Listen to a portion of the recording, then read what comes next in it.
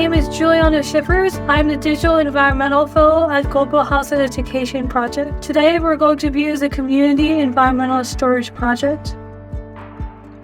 The Community Environmental Storage Project showcases the real stories of members from the Family Tree Adoption Program. The Family Tree Adoption Program is a free tree planting program for private residencies in Prince George's County, Maryland, who are here to demonstrate their interest in saving the environment, how they're using our trees to do so. I hope you find their stories useful and enlightening. I'm Janet Mullaney. I live in Cheverly in Prince George's County, an area which already has many, many trees.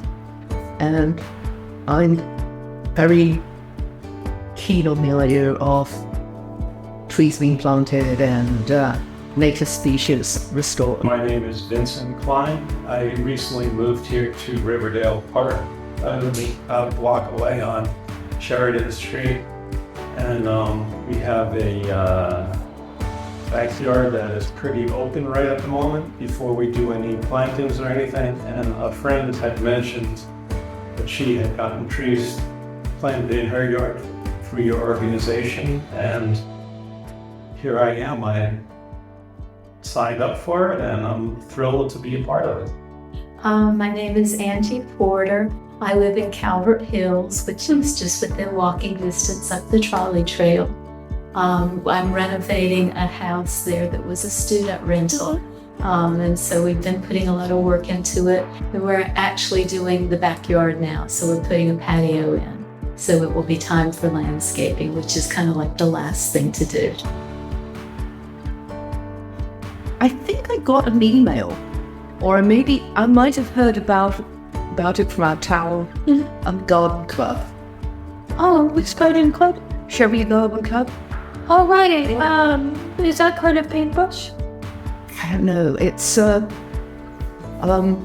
there are lots of people who belong to lots of different organisations. We also have a group that goes around taking out invasive species and planting native species. And which I'm also a member of. But I feel I have so much to pull up in my own yard that I actually haven't done anything with them.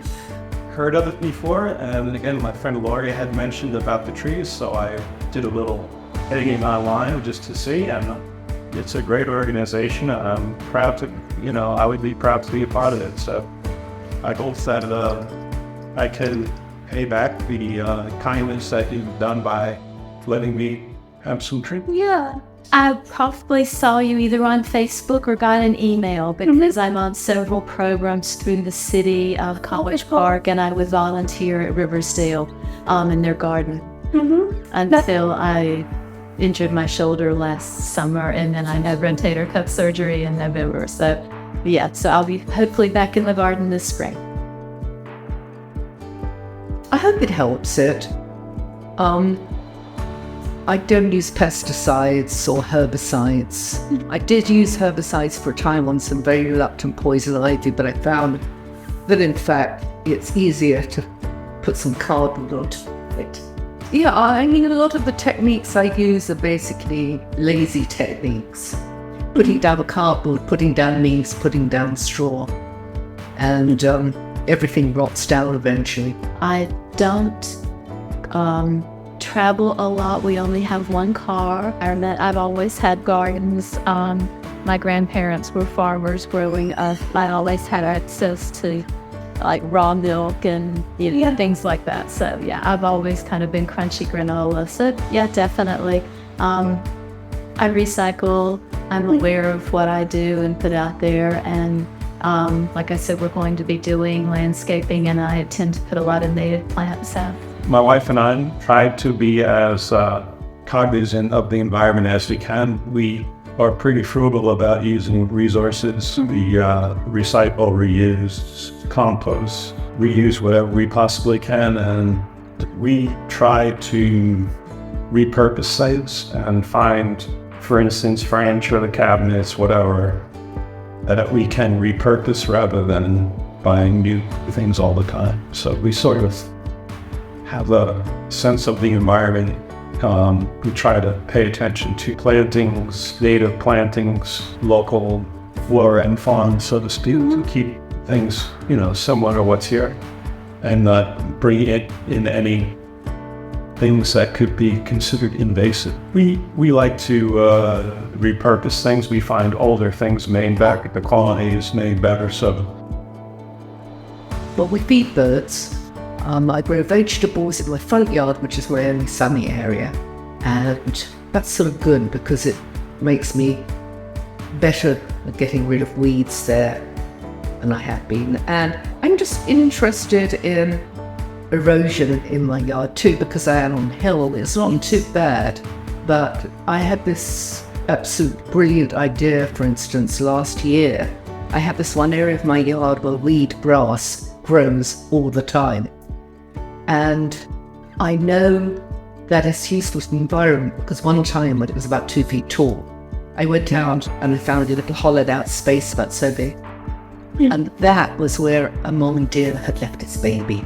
And I felt terrible, because it was like, well, I'm not only destroying the nursery, I'm destroying your food supply. It's like, my that. But anyway, I got the bright idea last year. The only thing that really grows successfully in this area is grass. So I've started planting native grasses. That's why I was interested in reeds. But I plant any flipping stem there and see how it comes along. Well, I mostly would forage or buy from people who ethically foraged, and I was trained in the Rocky Mountains, so that's where most of my experience was. And we've been fortunate to live in a fairly rural area with access to Rocky Mountain National Park.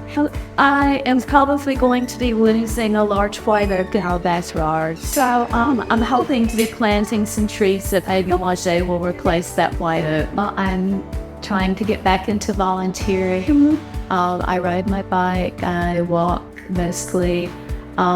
We lived in downtown Calgary, so I like urban living up to 5,000 miles on my car in 5 years, so I tended to walk to grocery store. Well, we've got pretty bad area in this area, and planting natives is one way to help with that. Certainly dealing with runoff.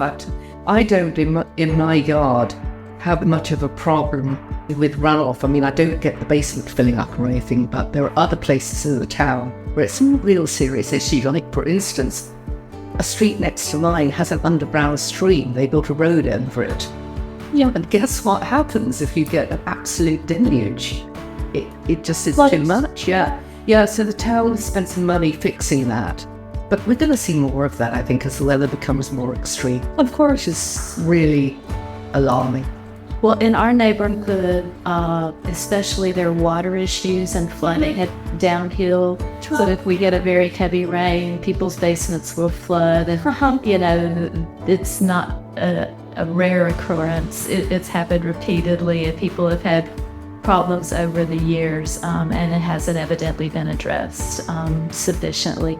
So that's definitely something that impacts the entire neighborhoods. When we remodeled our house, we put oversized gutters on it because of the mountain and how quickly the rain comes down. So it's not just climate change, it's extremes of climate, intense rainstorms and things like that you have to kind of plan. I like all the green spaces that are around here. There seems to be lots of parks and an area to get out in nature and walk, and trails and pathways. And in this little 5-mile radius, there's so many that I haven't even been to half of them yet, and I like to be outside all the time. Again, being out in nature is soothing and helps you maintain your positive demeanor and keep your blood pressure maybe in a better position than it would be if you just sat inside and listened to horrible news stories all day. Thank you for listening to our video.